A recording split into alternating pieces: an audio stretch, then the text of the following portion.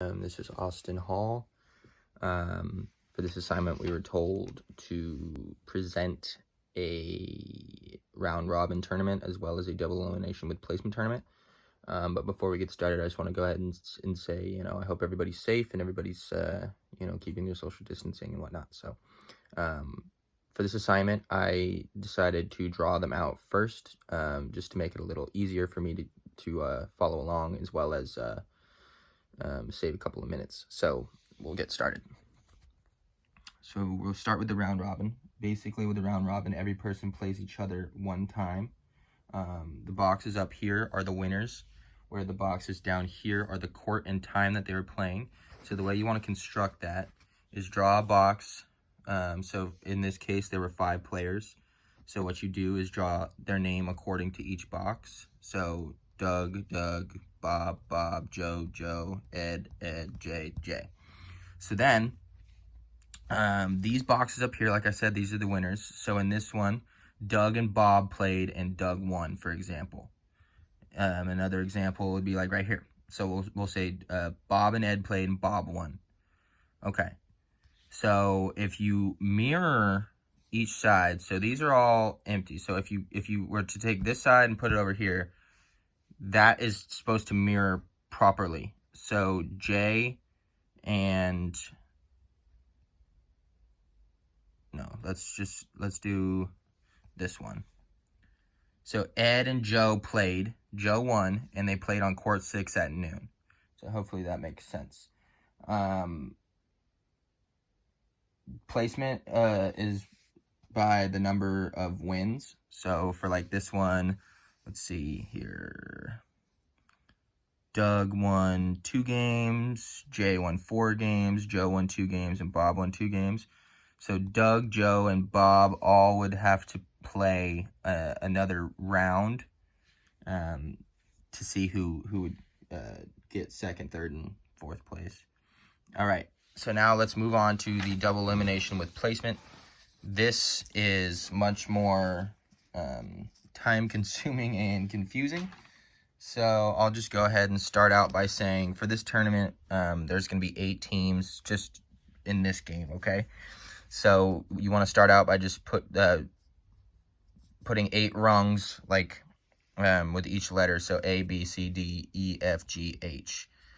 So then after that, you're going to have, with single elimination, it's just winner bracket, where the double elimination, you're going to have a loser's bracket. So you have to lose twice in order to lose, like in order to be completely out of the tournament. So we're just going to follow up here. So A and B played, A won, B lost. C and D played, C won, D lost. E and F played, E won, F lost. G and H played, G won, H lost. So that's the whole first round. And then you're going to move on from there. So these 2 winners, so A and C both won their first round. So they play each other and A wins. D and B play each other and D won, so B is completely eliminated. They lost twice already, so they're out. All right, so then if you follow me down here, E and F play. E and G play, E wins. F and H play, H wins. So F is completely eliminated. So already F and B are both done. So then the way that we keep going in that sense is over here, the only teams that are left are A and E. So we're going to have them play, A wins. Now, what do you do with these teams that already won a game, but they lost 1 game, so they still aren't eliminated? So what you do is you would take them down here and take them to the top of the bracket so they don't play the same team again, and then vice versa. So G would play D, and then in that sense, D won. So G is now eliminated because they lost twice. And then vice versa. So C plays H. C won, so H is completely eliminated. So then what you have is you have those 2 players, or those 2 teams play each other. So D and C play. C wins.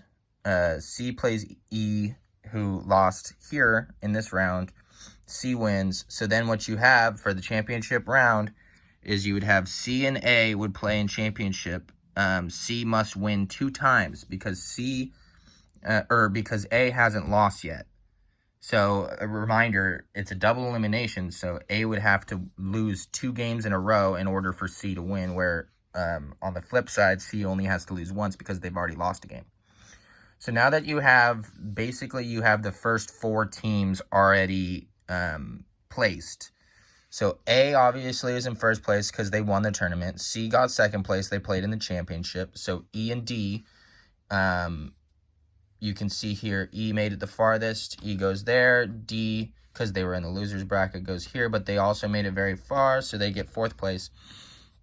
So this is when it starts getting tricky. So with the final 4 positions here, they're all kind of in the same spot.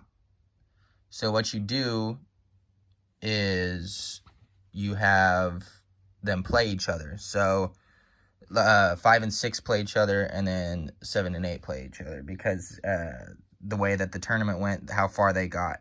So you would have A and C play, that was the championship.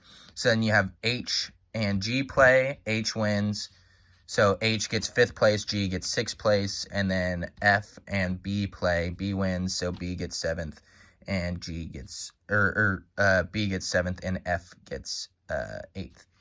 So that's double elimination with placement. It's a little confusing and kind of hard to take, but most tournaments actually use that, or a lot of sporting tournaments use that tournament style. For instance, when I was growing up, I played Little League Baseball, and we played double elimination with placement quite often. If you look at even like the Little League World Series, that's what they do, and a lot of tournament style games. So yeah, that's round robin and double elimination with placement. Hopefully I explained it correctly.